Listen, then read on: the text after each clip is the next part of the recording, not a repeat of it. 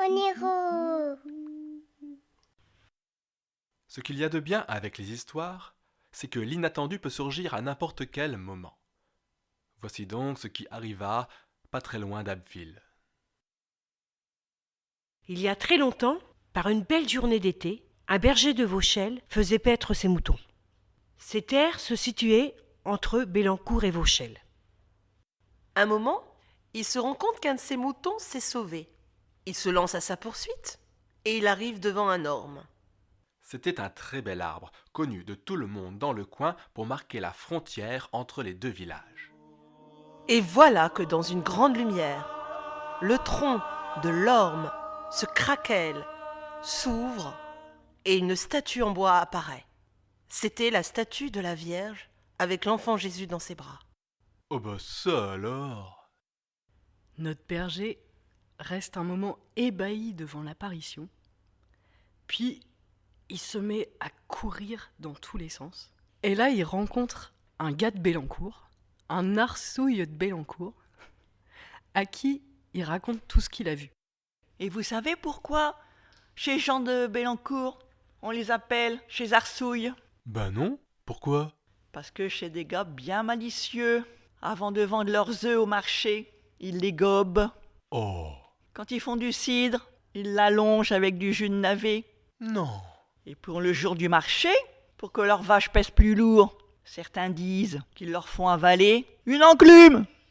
Et cet arsouille, ni une ni deux, il court vers son village pour aller dire à tout le monde de venir avec lui récupérer cette statue.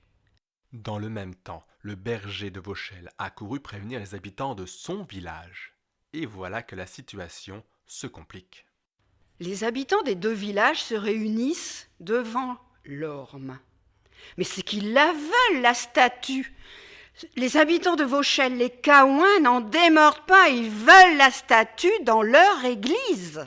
Attendez, je vais vous raconter l'histoire des Caouins de Vauchelles.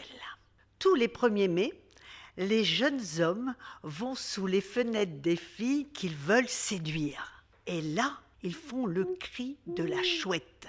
Si les jeunes filles acceptent le jeune homme, elles répondent par le même cri. Mais si elles ne sont pas d'accord, alors là, elles lancent des feuilles de houx sur leur tête. Mais les habitants de Bélancourt, les Arsouilles, revendiquent eux aussi le droit à la statue dans leur église. Pour résoudre ce conflit, pour se départager, les habitants des deux villages décident de se lancer un défi. Ils vont poser la statue de la Vierge sur une charrette. La charrette sera positionnée au pied de l'arbre. D'un côté de la charrette, ils vont atteler 2 chevaux. De Vauchelles, Et de l'autre côté, 2 autres chevaux. de Bélancourt. Le village dont l'attelage aura tiré la statue sur son territoire sera le gagnant. Le jour J, les habitants des 2 villages amènent leurs chevaux, les préparent, les attellent, leur donnent bien à manger et... Le signal est donné. Les chevaux tirent de chaque côté. Chacun crie de leur côté. Allez Bélancourt, allez Vauchelles.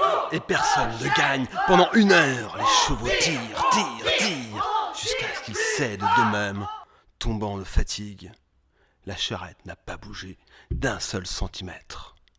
Les habitants des 2 villages ont donc dû se résoudre à laisser la statue miraculeuse à l'endroit où elle était apparue. On a construit à côté une petite chapelle pour les pèlerinages, que l'on peut encore voir aujourd'hui d'ailleurs dans le village de Montflières. Mais depuis ce jour-là, on peut dire que, dans les histoires, comme dans la vie d'ailleurs, l'inattendu peut surgir à n'importe quel moment.